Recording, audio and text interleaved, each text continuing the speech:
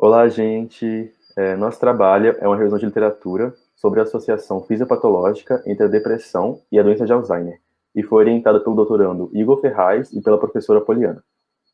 A doença de Alzheimer é a doença neurodegenerativa mais comum na população idosa e é a principal causa de demência em todo o mundo.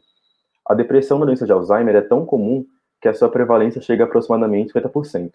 Essa taxa pode variar dependendo do método diagnóstico, do grau de depressão ou da população estudada. Sabe-se que uma característica principal da doença de Alzheimer, responsável pelo seu caráter neurodegenerativo, é o acúmulo de placas beta-amiloides e a hiperfosforilação das proteínas tau. Contudo, pacientes com início precoce de depressão e episódios recorrentes podem ter seu favorecimento dessas mesmas alterações fisiopatológicas. Agora eu vou falar um pouco mais sobre a doença de Alzheimer. Ela é uma patologia neurodegenerativa e proeminente de conformação proteica. Estima-se que 35 milhões e 600 mil pessoas no mundo possuem a doença, sendo que esse valor pode vir a triplicar nos próximos 30 anos em razão do envelhecimento da população, segundo a OMS. Assim, pontua-se que a idade ela é um fator de risco para o desenvolvimento da doença de Alzheimer, mas ainda mais relevantes são os fatores de risco genéticos, que são responsáveis por grande parte dos acometimentos. E as principais características histopatológicas relatadas na doença de Alzheimer são placas amiloides e agregações intracelulares de emaranhados neurofibrilares, sendo que esses achados são considerados os principais atores na progressão da doença. E explicando um pouco melhor, as placas amiloides elas são acúmulos extracelulares, principalmente compostos por proteínas beta-amiloide, anormalmente dobradas. Agora, os emaranhados eles consistem em proteína tau hiperfosforilada. E essas alterações, hoje em dia, é sabido que elas ocorrem antes dos sintomas. Assim, o diagnóstico clínico requer neuroimagem e monitoramento de biomarcadores relacionados, como concentração de peptídeo beta-amiloide, de proteína tau total e hiperfosforilada, e biomarcadores de neurodegeneração ou lesão neuronal. Isso a gente pode ver melhor como nessa tabela, um exemplo da associação entre os biomarcadores e a possibilidade da doença de Alzheimer. Nesse azinho, que a gente pode perceber, o biomarcador de placas amiloide, T, o valor do biomarcador de proteína tau, e N, o biomarcador de neurodegeneração ou lesão neuronal. Nessa linha do meio, quando apresentam todos os valores positivos dos biomarcadores, percebe-se a fisiopatologia da doença de Alzheimer com alta probabilidade. Agora, outra possibilidade para o diagnóstico que é de grande utilidade clínica é a fluodeoxiglicose PET, que fornece informações sobre o metabolismo central pelo consumo de glicose. Isso a gente pode perceber nessas duas imagens. Uma com o indivíduo cognitivamente normal e outra com o indivíduo com doença de Alzheimer. Nessa primeira coluna com biomarcador, a gente pode perceber o acúmulo de proteína beta-amiloide, utilizado principalmente nesse último corte, em relação ao indivíduo com a doença de Alzheimer. Olha só a diferença entre os acúmulos. Agora, na última coluna, esse biomarcador ele realça a patologia da proteína tau. E todos os parâmetros eles estão bem realçados, desde o primeiro ao último corte. Está bem mais expressivo o acúmulo do biomarcador em todos os cortes. Essa técnica é de grande utilidade clínica e o diagnóstico ele é bastante preciso. Entretanto, para o tratamento da doença de Alzheimer, ele pode ser feito de várias formas, porém não tem cura. Bom, agora eu vou falar um pouco sobre a depressão. A depressão é um transtorno de humor caracterizado principalmente por humor triste, vazio ou irritável, acompanhado de alterações somáticas e cognitivas que afetam significativamente a capacidade de funcionamento do indivíduo.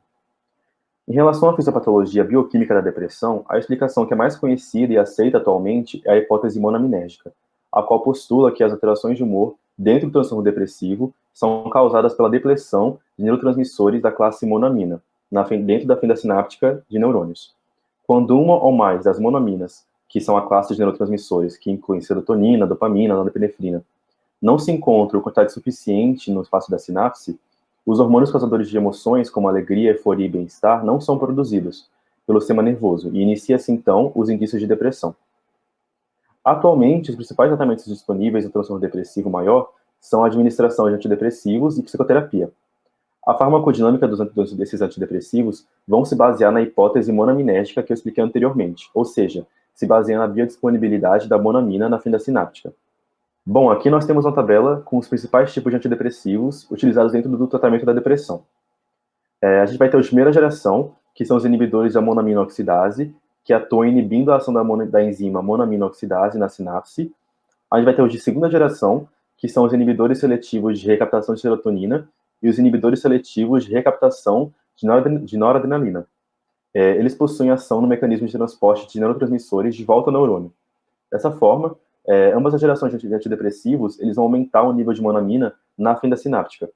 Estudos em alguns modelos animais mostraram que os inibidores seletivos de recaptação de noradrenalina, eles podem reduzir a carga de placas amiloides, o que sugere uma atividade neuroprotetora dos antidepressivos.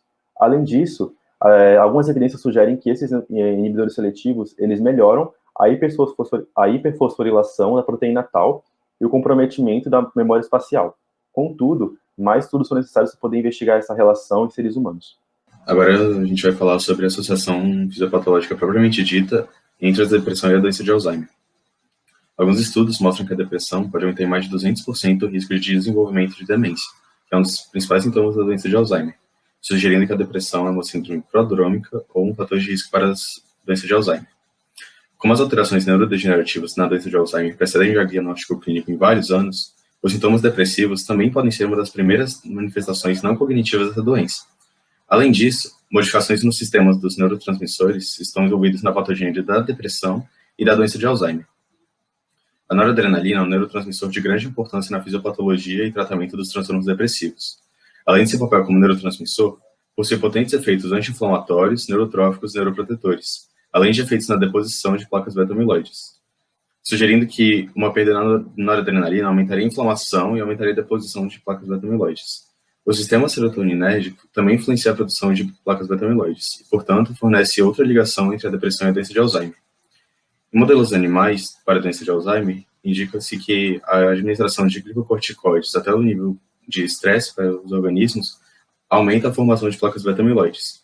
E em seres humanos, concentrações mais elevadas de beta-amiloide no cérebro foram associadas a sintomas depressivos em adultos mais velhos, mas que eram cognitivamente normais, apoiando a hipótese de que os sintomas neuropsiquiátricos representariam uma manifestação precoce da doença de Alzheimer pré-clínica. Além disso, os glicocorticoides propiciam o aumento de proteína tau, indicando que pode acelerar o desenvolvimento de emaranhados neurofibrilares. Estudos com uso de ressonância magnética em pacientes com Alzheimer e com depressão demonstram que a atrofia de várias estruturas cerebrais, incluindo volumes menores de substância cinzenta em pacientes que tinham depressão e Alzheimer simultaneamente em áreas que a depressão afetava o cérebro. E, além disso, outro estudo mostra também que há um afinamento maior no córtex cerebral dos pacientes que têm depressão e doença de Alzheimer. Então, para concluir, a gente entendeu que a associação fisiopatológica em torno da angiopatia amiloide e da proteína tau permite a depressão ser entendida como fator de risco ou um sinal precoce da doença de Alzheimer. E essas considerações podem ser muito importantes para a doença de Alzheimer, sobretudo no tratamento, porque a terapêutica com antidepressivos serotoninérgicos se mostram com efeitos de diminuição na produção e no desenvolvimento de novas placas amiloides, bem como no comprometimento da proteína tau. É isso, gente. Muito obrigada.